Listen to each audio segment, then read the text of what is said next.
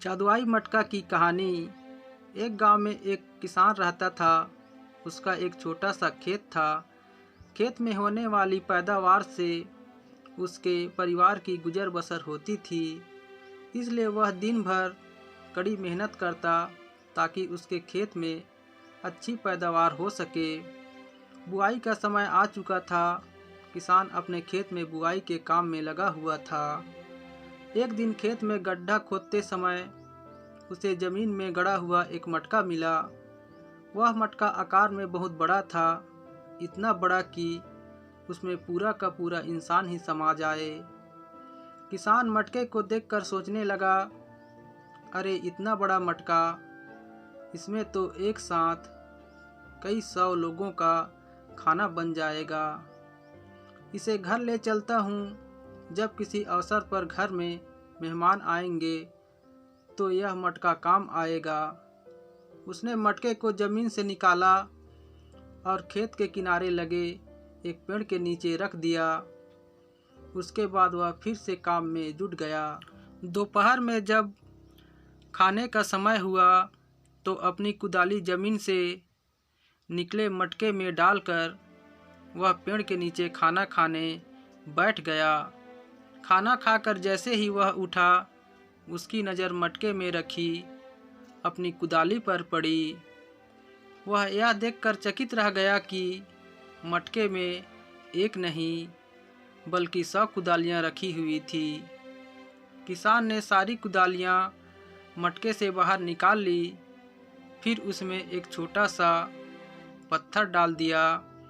देखते ही देखते उस एक पत्थर के 100 पत्थर हो गए।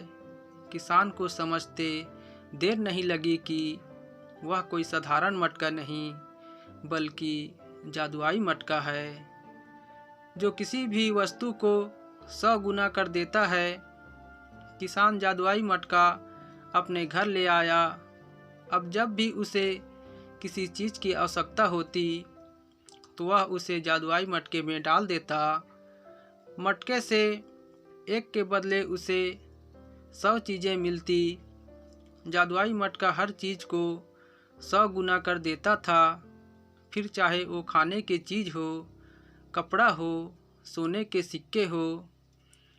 किसान को अब किसी भी चीज़ की कमी न रही। वह दिन पर दिन धनवान होता गया।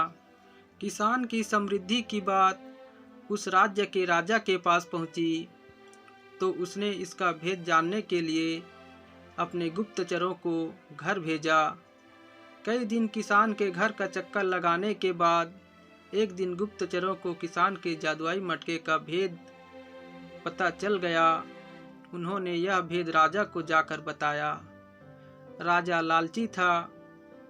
जादुई मटके के बारे में जानकर उसके मन में लालच आ गया। उसने सोचा कि यह मटका किसान के पास नहीं बल्कि मेरे पास होना चाहिए। उसने तुरंत सैनिकों को आदेश देकर जादुई मटका अपने पास मंगवा लिया।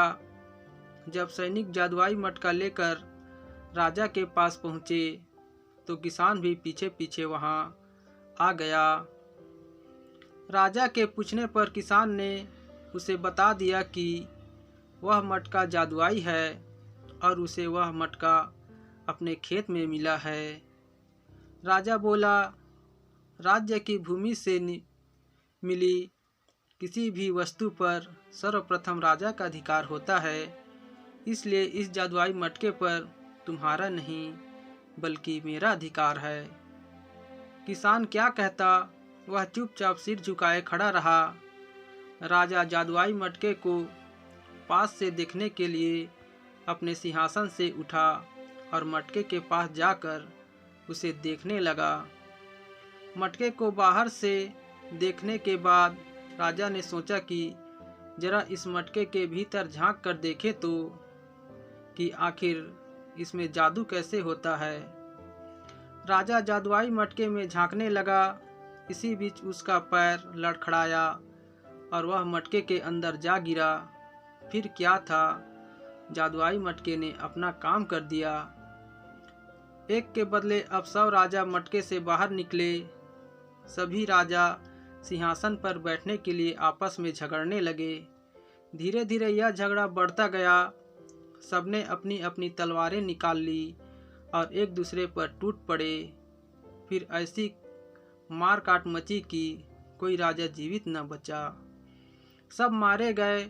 जादुई मटका अभी भी वहीं पड़ा था।